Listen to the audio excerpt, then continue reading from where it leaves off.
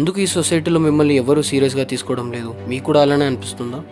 అయితే ఇప్పుడు నేను చెప్పే ఈ 6 రీజన్స్ కూడా అయి ఉండొచ్చు. ఒక్కసారి విను. 1. Over promising, under delivering.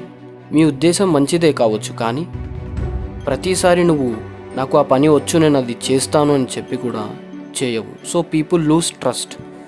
అలా కాకుండా ఇలా ట్రై చేయి. తక్కువ విషయాలకు కమిట్ అవ్వు.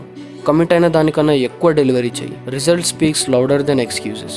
But 2. Playing the I know it all game. Okay, మాకు అర్థమైంది, నువ్వు స్మార్టే, కానీ నువ్వు ఎప్పుడైతే నేర్చుకోవడం ఆపేస్తావో అప్పుడు ఓడిపోతావు. సో అలా కాకుండా జనాలతో మాట్లాడు, ఆసక్తిగా ఉండు, అన్నీ తెలుసుకో. తెలివైన వాళ్ళు ఎవరో తెలుసా? ప్రతిదీ తెలుసు అని చెప్పడు, నిజాయితీగా ఉంటాడు, తెలియని వాటిని తెలుసుకుంటాడు. నంబర్ 3. You're always available. ఒక్కసారి ఆలోచించండి, ఒకవేళ మీరు 24/7 అందుబాటులోనే ఉంటే జనాలు మిమ్మల్ని పెద్దగా పట్టించుకోరు. దాన్ని సరి చేసుకో. కొన్ని బౌండరీస్ సెట్ చేసుకో. కొన్నిసార్లు నో చెప్పడం నేర్చుకో. అవతల వ్యక్తి పని ఇంపార్టెంట్ అనిపించకపోతే బిజీగా ఉన్నట్టు యాక్ట్ చేయి, నో చెప్పు. నెంబర్ 4. Loud excuses.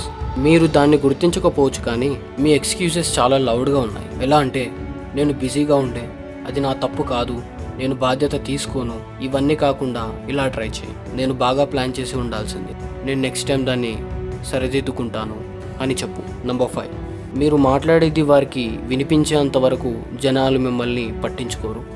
సో మీరు రెస్పాండ్ అయ్యే ముందు పాజ్ అవ్వండి. వారి ఆలోచనలను వ్యాలిడేట్ చేసుకోండి.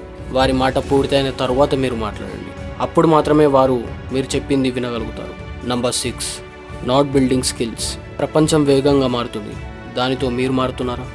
ఎదుగుదల చూపే వారిని ప్రజలు ఆసక్తిగా తీవ్రంగా తీసుకుంటారు. So new languages, public speaking, financial literacy, ఇది మీలో పెట్టుబడి పెట్టండి, అది గౌరవంగా తిరిగి వస్తుంది. So adjust your body language and people will adjust their perception. So video నచ్చితే లైక్, షేర్, సబ్స్క్రైబ్ చేయండి. Thank you. See you soon.